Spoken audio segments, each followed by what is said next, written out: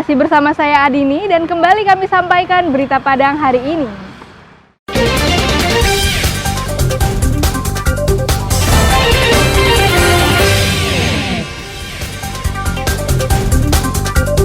Gelar adat untuk Irjen Teddy Minahasa akan dibawa ke rapat pengurus Elkam Sumbar. Redam tawuran, 6 pelajar SMP dipanggil polisi.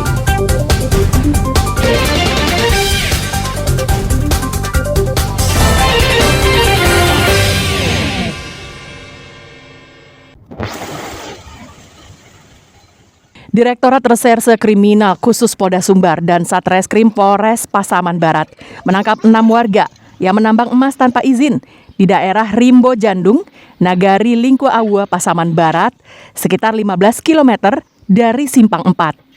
Polisi harus menggunakan sampan menyusuri kanal yang ada di perkebunan sawit. Hal ini dilakukan untuk mengecoh penambang. Akses kendaraan menuju lokasi telah dijaga penambang yang berpura-pura sebagai warga setempat. Siasat polisi berhasil dengan baik.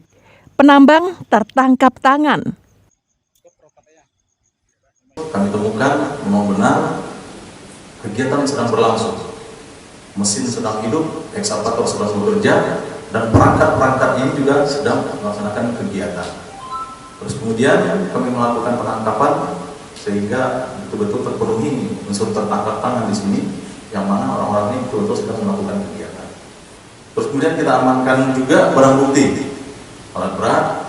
Terus kemudian di situ ada juga mesin genset, pipa, terus kemudian karpet. Polisi menyita semua peralatan menambang seperti alat berat, generator, pipa, mesin penyedot air, dan karpet plastik penangkap emas. 6 penambang juga ditahan di Mapolres Pasaman Barat. Informasi yang diperoleh, penambangan telah mereka lakoni sejak setahun lalu.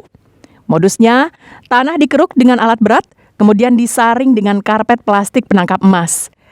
Material yang terjerat karpet plastik kemudian didulang secara manual untuk memisahkan butiran emas dengan material yang tak bernilai. Jika dilihat dari peralatan yang digunakan, cukong penambang emas ini sangat lihai dan licin karena bisa beroperasi dengan waktu yang lama tanpa diketahui aparat penegak hukum. Tak hanya itu, area penambangannya juga berada di tengah perkebunan sawit, sehingga mustahil jika hal tersebut tak diketahui orang lain. Sayangnya polisi baru menangkap dan menahan para pekerja yang hanya menerima upah dari pekerjaan yang dilakoninya. Sedangkan cukongnya masih bebas berkeliaran.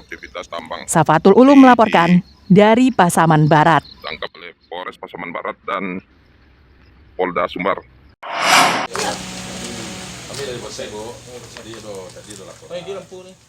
Ujang, warga Teluk Kabung Utara ini kaget saat sejumlah polisi menggedor rumahnya Minggu dini hari. Ujang pun tak bisa mengelak ketika polisi menggeledah rumahnya. Ujang ditangkap setelah polisi menerima laporan warga bahwa peredaran sabu-sabu di wilayah itu dilakoni Ujang. Modusnya, Ujang menjual sabu-sabu kepada nelayan di tengah laut. Dalam seminggu, Ujang berhasil menjual puluhan paket kecil sabu-sabu. Selama ini polisi kesulitan menemukan Ujang karena bapak beranak 2 ini lebih sering tidur di kapal bagan. Ujang baru merapat ke darat saat barang dagangannya habis. Saat itulah polisi mendeteksi keberadaannya dan menyatroni Ujang ke rumahnya. Usai menggeledah, polisi hanya menemukan 1 paket kecil sabu-sabu dan beberapa kantong plastik bekas pembungkus sabu-sabu. Polisi juga menemukan sebuah timbangan digital. Keberadaan timbangan ini pertanda Ujang adalah pengedar sabu-sabu. Bahwa yang kami amankan adalah Ujang Omar, panggilan Ujang bin Carolong. Yang bersangkutan kami jerat dalam pasal penyalahgunaan narkoba, yaitu pasal 114 junto pasal 112 Undang-Undang 35. Yang bersangkutan kita amankan di wilayah Bungus Teluk Kabung berdasarkan informasi dari masyarakat bahwa adanya seseorang menggunakan narkotika jenis sabu. Ujang diperiksa polisi secara intensif di Mapolsek Bungus. Polisi ingin mendalami peredaran sabu-sabu yang dilakoninya. Alfi melaporkan dari Padang. Iya, silakan.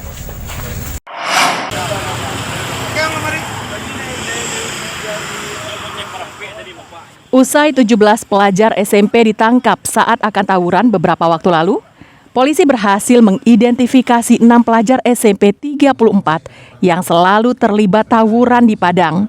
Anehnya, ke-6 pelajar ini tawuran bukan untuk membela sekolahnya, tapi bergabung dengan sekolah lain. Agar mereka tak menjadi biang tawuran, polisi memanggil orang tua ke-6 pelajar tersebut beserta gurunya. Kapolsek Kota Tangah mengancam mereka jika tertangkap lagi, maka polisi akan memproses secara hukum dan menahannya. Meski mereka masih anak-anak dan pelajar. Tindakan tegas polisi ini telah dibuktikan dengan menahan 2 pelajar sebuah SMP di Padang karena membawa senjata tajam.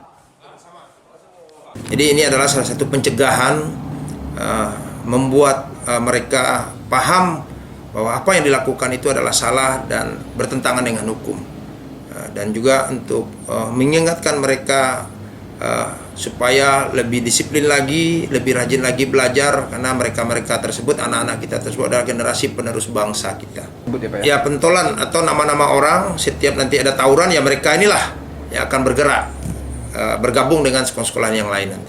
Sementara itu, Kepala SMP 34 mengaku sekolahnya baru pertama kali terlibat tawuran, tapi gagal dan berhasil ditangkap polisi. Kepala sekolah tak mengetahui jika 6 pelajarnya selalu terlibat tawuran antar sekolah di Padang.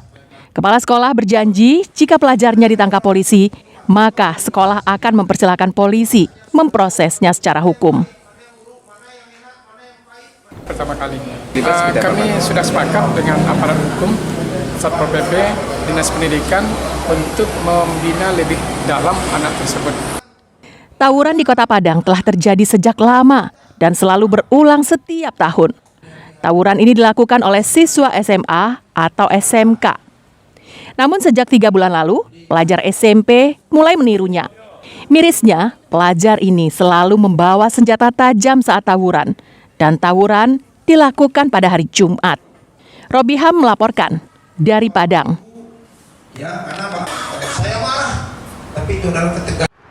Pemirsa, demikianlah perjumpaan kita dalam Berita Padang hari ini.